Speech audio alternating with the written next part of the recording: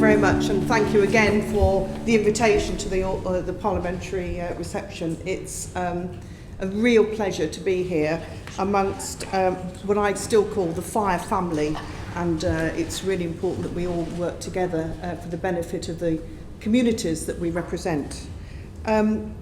Catherine, some time ago, was sort of contacting me and saying, we haven't got many elected members coming, what can I do? You know, why aren't they coming? And I think the clue is in the title, operational, because members technically should not be interfering with operational matters. Quite right. But we do need to know about leadership. We do need to make decisions and challenge our officers to make sure that the performance is correct, is right, and they are adhering, because at the end of the day, if things go wrong, it is the authority that then has the problem and goes to court, etc., as much as some of the chief officers as well. So it's really important that we are involved in these processes.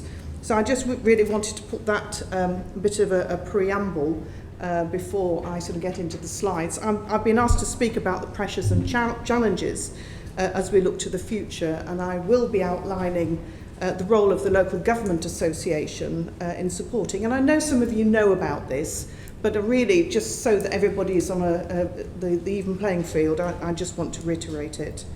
And it does, the LGA provides political leadership for fire and rescue authorities through the Fire Services Management Committee. And even said I'm Deputy Chairman of that at the moment. So I will outline the priorities for the Fire Services Management Committee for the next year.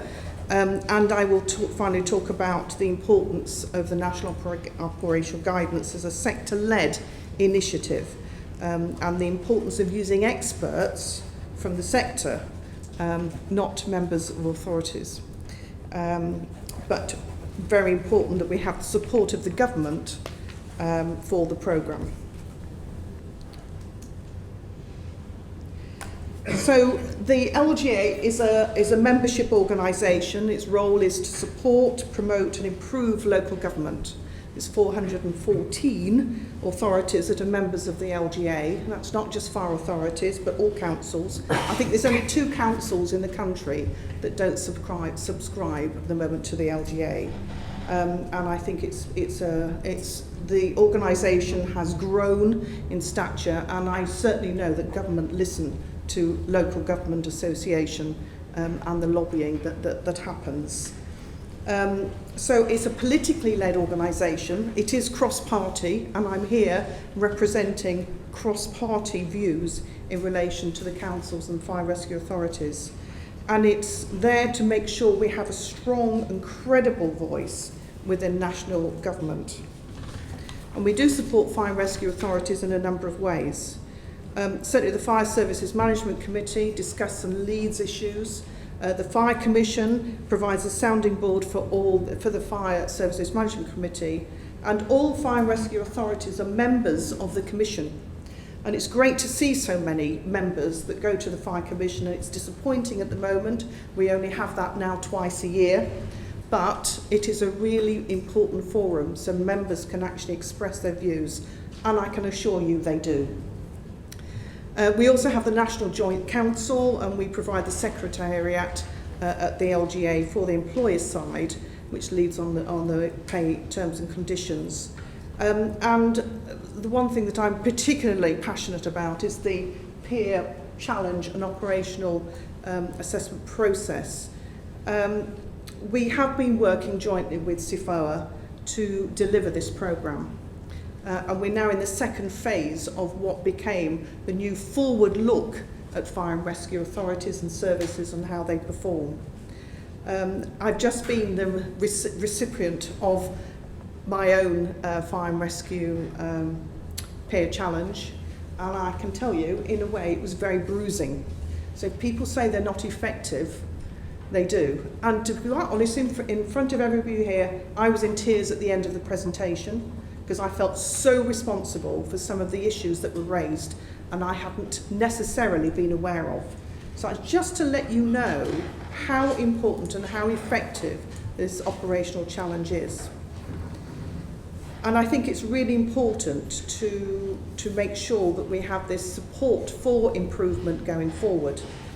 And certainly it focuses on the areas that fire and rescue authorities have identified as particularly seeking the input from peers of peers. But more of that later.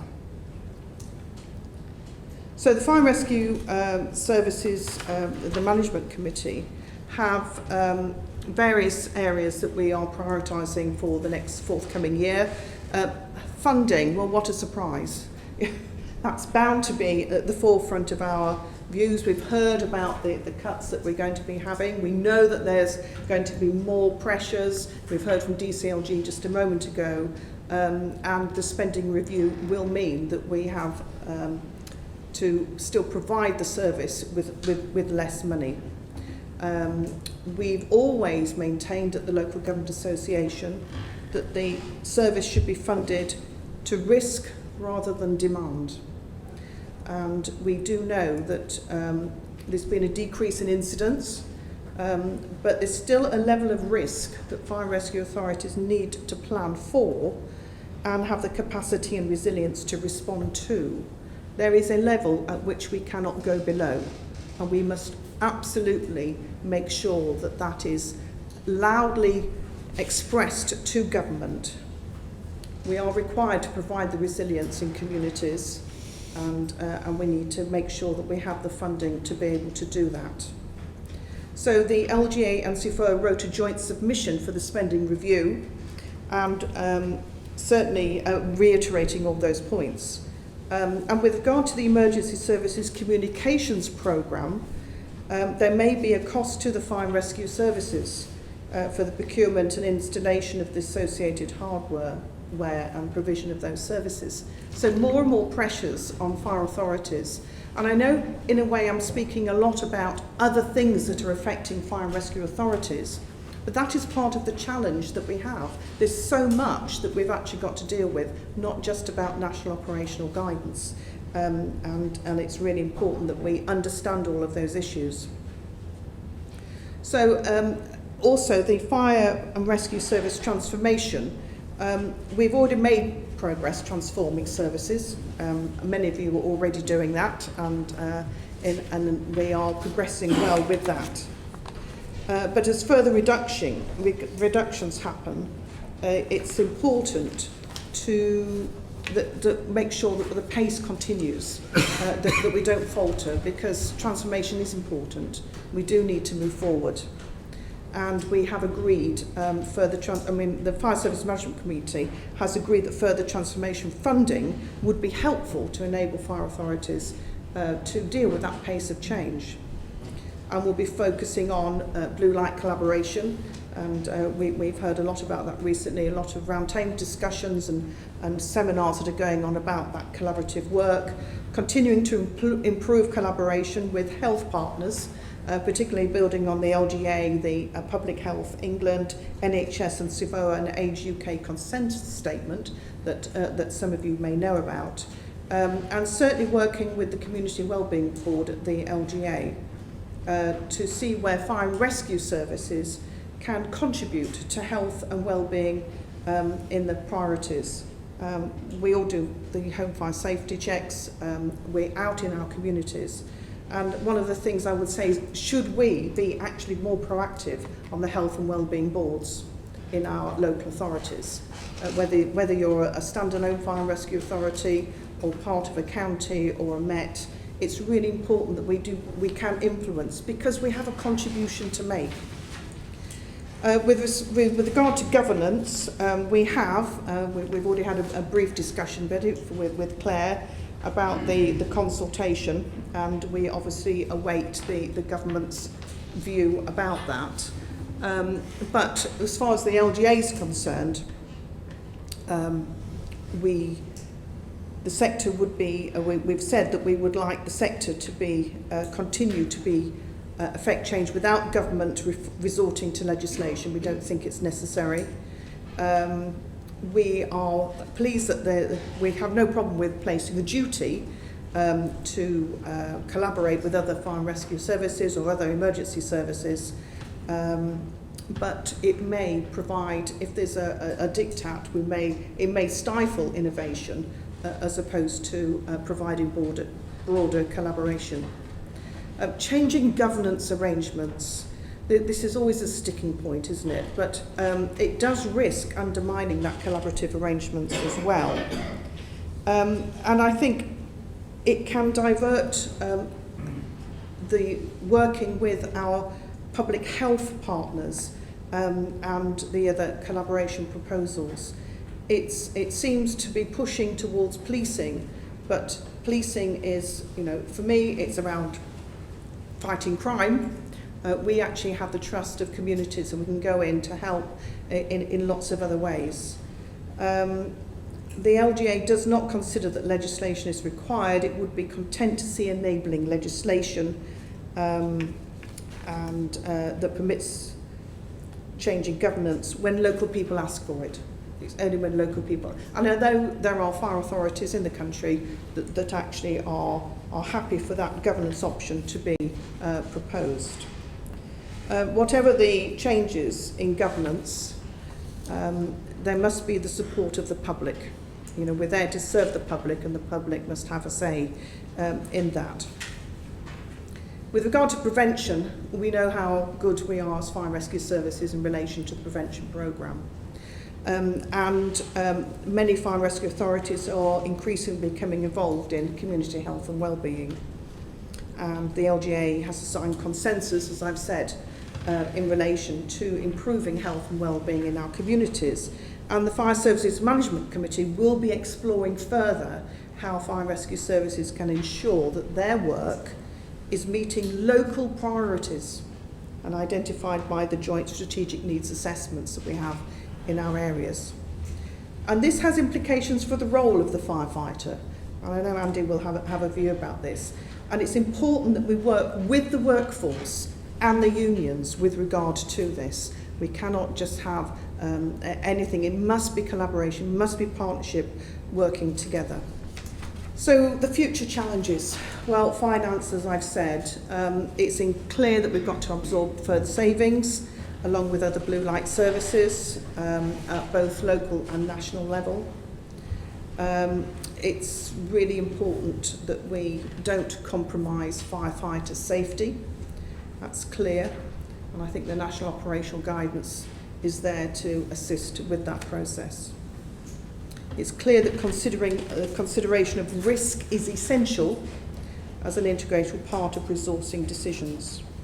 But if the service is not funded to risk, but rather to demand, there's a risk that fire and rescue authorities will only be able to respond and will no longer be able to provide the vital prevention work that has led to so much dramatic downward shift in the number of fires over the last 10 years. If this happens, there's a risk that the number of incidents may start to increase if the prevention messages are not being consistently reinforced. And with the workforce, the whole-time firefighters have already decreased by 14% since 2010, and the potential for further staffing cuts as a result of reductions has already been identified. It's clear that the role of the firefighter is changing and has changed during the last decade, and we need to become, the firefighter's role is more diverse. Closing remarks, please, Nancy. Yeah, sure. Thank you. I've obviously written far too much here. Thank you. So the role of the Fire and Rescue Authority has a key role to play in leading sector, and we really do agree that improvement is key, and it's really important that we are responsible for our own performance, that we're accountable locally. There's a collective sense of collective responsibility for the performance as a whole, and we have the tools to support that.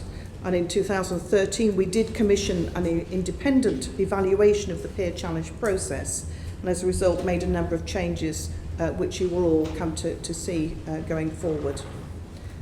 So finally, I suppose I must talk about the National Operational Guidance, but the Local Government Association has been involved from the start. We did agree that we needed to help to support that, and it's really a fantastic example of how the sector itself has been able to come together to collaborate effectively and take the lead on producing high quality guidance and doctrine.